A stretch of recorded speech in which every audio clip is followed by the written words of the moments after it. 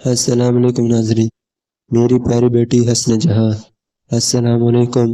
تمہارا حال پوچھنا چاہتا ہوں، پوچھنے کی ہمت نہیں کر پا رہا۔ تمہارا حال تو جانتا ہوں میں، اور میں ہی تو وجہ بنا ہوں تمہیں اس حال میں لانے کی۔ تمہیں کیا لکھوں میری بیٹی، کیا لکھوں؟ بہت ساری باتیں ہیں جو تم سے کہنا چاہتا ہوں، لیکن لفظ لفظ اس کاغذ پر وہ لکھنے سے قاصر ہے جو میرے دل میں ہے۔ لیکن تمہارا دوبارہ سامنا کرنے سے تمہارے نام یہ خط لکھنا آسان ہے میرے لیے۔ تم سے کیا کہوں کہ میں شرمندہ ہوں، یا اعتراف کروں تم سے کہ میں گنہگار ہوں کہ حسن جہاں تمہارا وہ گھاؤ بھر جائے جو میرے ہاتھوں لگا اور تم مجھے معاف کر سکو۔ میں اپنی ساری زندگی کنوز اور کاغذ پر صرف اللہ کی برائی اور ثنائی بیان کرتے گزاری ہے، روشنائی اور رنگوں سے خطاطی کرتے عمر بسر کی ہے، مگر یہ سمجھ نہیں پایا کہ اللہ کی برائی بیان کرتے کرتے غرور کا وہ کون سا لمحہ تھا جس میں میں خود کو بھی بڑا مان بیٹھا تھا۔ نیک مت کی پرہیزگار، گناہ نہ کر سکنے والا، یاد نہیں حسن جہاں میں مومن سے کافر کس وقت ہوا تھا، لیکن کبھی نہ کبھی کچھ تو ایسا کر بیٹھا تھا میں کہ ٹھوکر کھائی تو اللہ نے سنبھالا نہیں، گرنے دیا اور میں گرتا ہی چلا گیا۔ اور اب جب یہ خط لکھنے بیٹھا ہوں تو یہ کاغذ آئینہ بن کر مجھے میرا وہ عکس دکھا رہے ہیں جن سے میں نظریں نہیں ملا سکتا۔ اس عمر میں اکلوتی جوان اولاد کو کھو دینے کے بعد میری زندگی کا وہ محور غم ہو گیا ہے جس کے گرد میری زندگی گھومتی تھی۔ اب کچھ بھی یاد نہیں رہتا مجھے، نہ کھانا، نہ پینا، نہ سونا، جاگنا، نہ ہی دنیا کی کوئی اور چیز تہا سب کچھ لے گیا ہے۔ میرا بس میرا وجود چھوڑ گیا ہے، اپنے اس پچھتاوے کے ساتھ جو ہر وقت میرا اگلا گھٹتا رہتا ہے۔ میری سمجھ میں نہیں آتا اب اس پچھتاوے کا کروں کیا، اور اس وجود کا مصروف کیا رہ گیا ہے۔ وہ خطاطی جو کئی نسلوں سے خون کی طرح ہماری رگوں میں بہتی آئی تھی ہے، تہا کے جانے کے بعد سوکھنے لگی ہے۔ اب میری اگلی نسلوں میں کوئی اللہ کی کبریائی اور برائی بیان کرنے والا نہیں آئے گا۔ یہ میری سزا ہے میرے غرور کی۔ میں اس کی شکایت کسی سے نہیں کر سکتا، تہا مٹی ہو گیا، میں مٹی بھی نہیں ہو سکتا۔ اس دنیا سے جانے کی باری میری تھی، مہلت اس کو نہیں ملی۔ اس عمر میں جو غم میرے حصے میں آیا ہے وہ جھیلا نہیں جا رہا۔ یہ جو گھر ہے جس میں میں رہتا ہوں، یہاں کی ہر شے، ہر دیوار کے ساتھ اس کی یادیں لپٹی ہے۔ میں ہر روز صبح اس کی یادوں کو درختوں کی بڑھی ہوئی شاخوں کی طرح کاٹ کر باہر پھینک آتا ہوں۔ وہ رات تک پھر سے اگ آتی ہے پرانی یادوں کی رہ جانے والی جڑوں میں سے۔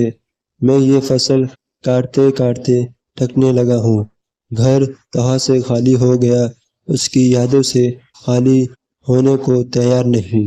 وہ تمہارے ساتھ چلا گیا تھا تو اس گھر میں اس کی یادیں اس طرح نہیں اگتی تھی۔ میری نفرت اور غصہ ہر اگنے والی یاد کو کھا جاتے تھے۔ اب ایسا نہیں ہوتا، اب میرے اندر کچھ بھی نہیں رہا، فکر، غرور، آن، غصہ سب ختم ہو گیا۔ اگر کچھ بچا ہے تو روشنی کی وہ کرن جو قلب مومن کے نام سے تمہارے گھر کو روشن کیے ہوئے ہیں۔ میں ہر وقت اس کے بارے میں سوچتا ہوں جب اپنے اندر باہر ہر طرف اندھیرا ہو جاتا ہے تو اس کے چہرے کی روشنی مجھے راستہ دکھانے لگتی ہے۔ کیا ایسے اپنا یہ بوڑھا دادا یاد آتا ہے، مگر میں اسے کیوں یاد آؤں گا؟ میں نے اس کو دیا ہی کیا ہے۔ اسے پہلی بار دیکھا تو مجھے لگا طہ کا بچپن لوٹ آیا۔ وہ بچپن میں قلب مومن جیسا ہی تھا، ویسا ہی معصوم چہرہ، ویسے ہی میٹھی آواز، ویسے ہی سوال اور ویسے ہی شرارتیں۔ پر قلب مومن تو شرارتیں نہیں کرتا، وہ تو بس طہ کیا کرتا تھا۔ قلب مومن تو بس سوال کرتا ہے اور ان سوالوں کا میرے پاس کوئی جواب نہیں۔ اس کا مجرم ہوں میں نے اس سے شرارتیں چھین کر یہ سوال تھما دیے۔ میں نے بڑا ظلم کیا۔ میری بیٹی حسن جہاں، تم مجھے معاف کر دو، دل سے معاف کر دو۔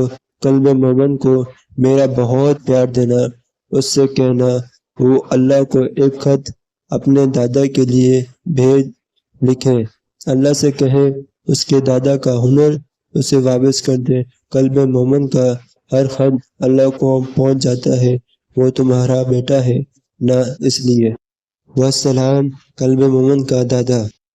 قلب مومن نے اسٹریچر پر لیٹی حسن جہاں کو دیکھا، جسے پیرامڈ کس گھر سے باہر کھڑی ایمبولینس کی طرف لے جا رہے تھے، اور پھر اس نے اپنے دادا کو دیکھا جو بہتے آنسوؤں کے ساتھ اس اسٹریچر کے پیچھے آ رہا تھا۔ قلب مومن اور ان کی نظریں ملی تھی، اور قلب مومن کے چہرے کا خوف جیسے عبدالعلی کی آنکھوں میں جھلکا تھا۔ مومن سائیکل سے گرنے کے بعد اپنی چوٹوں کو بھول گیا تھا، اور اپنی اس سائیکل کو بھی جو رستے میں گری پڑی تھی۔ وہ بس ایمبولینس کی طرف بھاگا تھا اور دادا نے اسے روک لیا تھا۔ ممی کو کیا ہوا؟ میری ممی کو کیا ہوا؟ عجیب خوف کے عالم میں اس نے عبدالعلی سے پوچھا تھا۔ دعا کرو، کچھ نہ کہو، عبدالعلی نے اسے ساتھ لپٹاتے ہوئے کہا تھا۔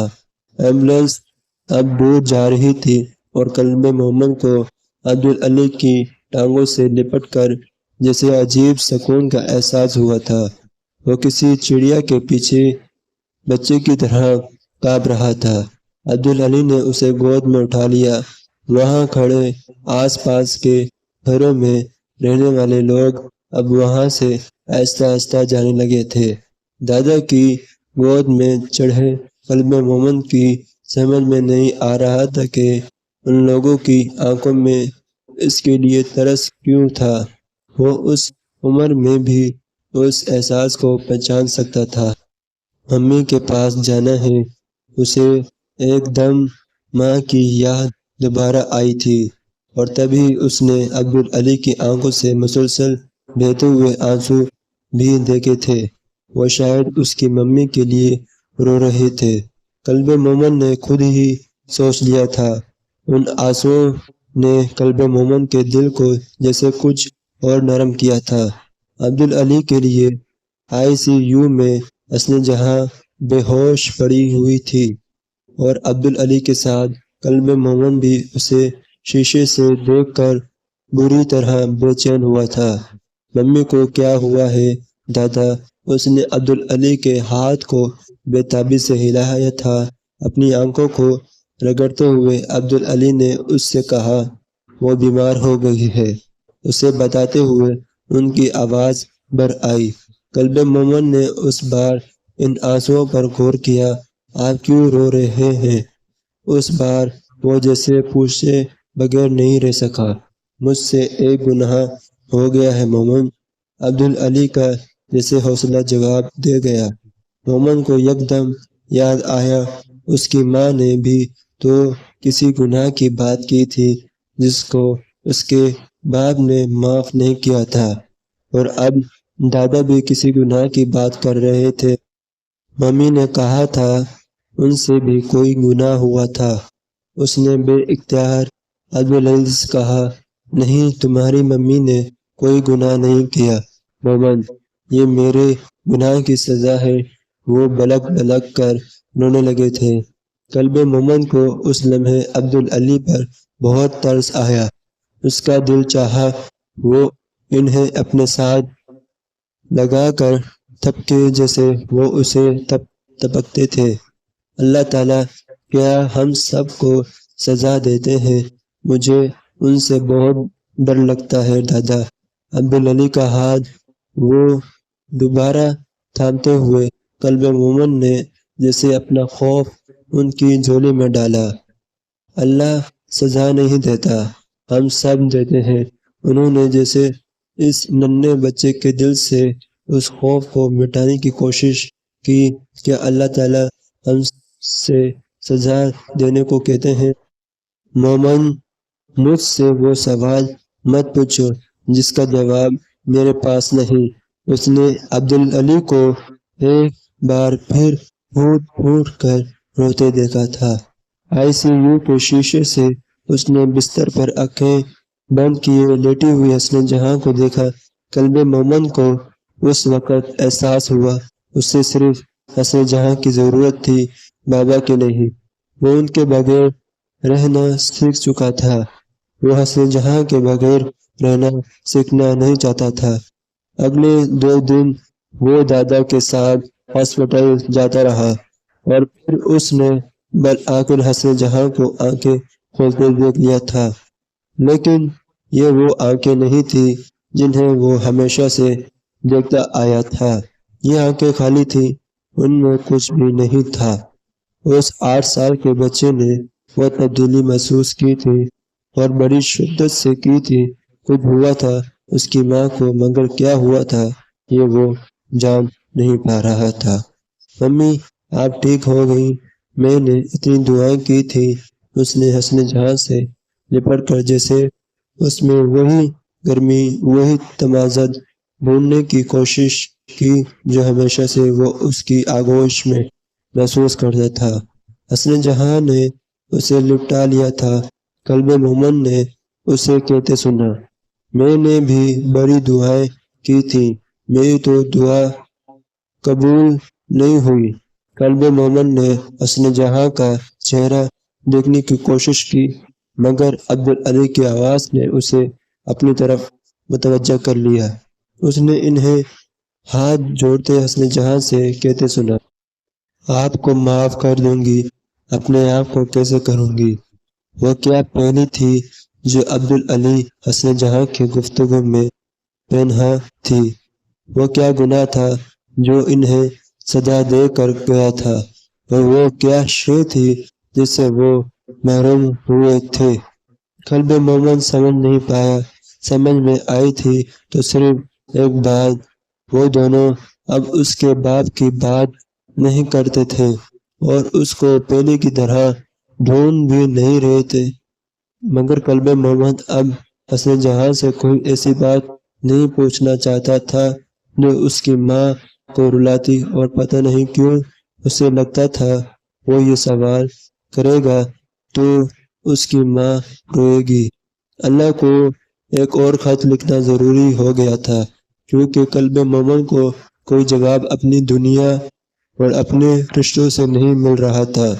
جب غلطیاں ہو جاتی ہیں تو کیا وہ کبھی ٹھیک نہیں ہو سکتی؟ اور جب گناہ ہو جائے تو کیا ہمیشہ ان کی سزا ملتی ہے؟ کیا اللہ معاف نہیں کر سکتا؟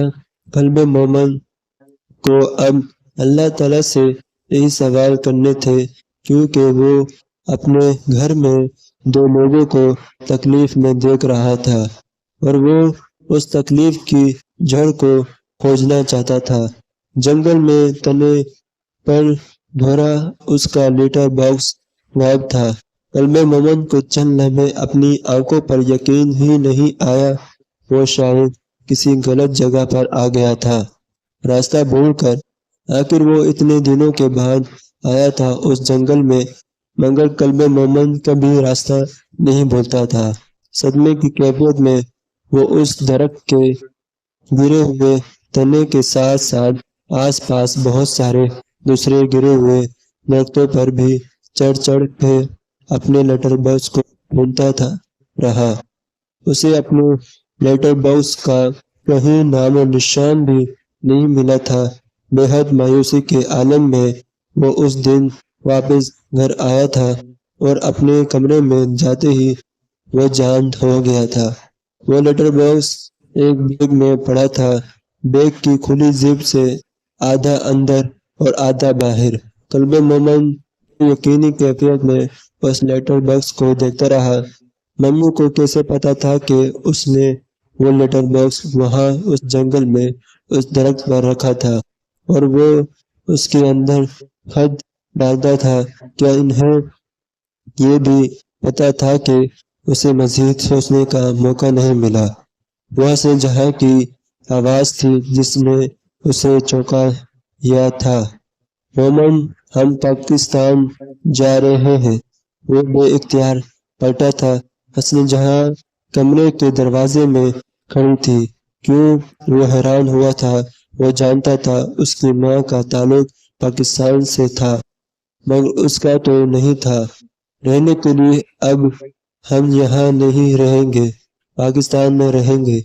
مدھم آواز میں جو اس نے حسن جہاں کی زبان سے سنا، اس نے مومن کو دلہیا دیا تھا۔ اس کی ماں اسے وہاں سے کیوں کسی اور جگہ لے جانا چاہتی تھی، یہ اس کی سمجھ میں نہیں آیا تھا۔ وہ مزید سوال کرنا چاہتا تھا مگر وہ چلی گئی تھی۔ وہ جب سے ہاسپٹل سے آئی تھی اس سے بہت کم بات کرتی تھی۔ اگر کسی سے بات کرتی تھی تو وہ دادا سے تھے، مگر وہ ساری باتیں سرگوشیوں اور آنسوؤں کی زبان میں ہوتی، اور قلب مومن ان دونوں چیزوں سے بے راہ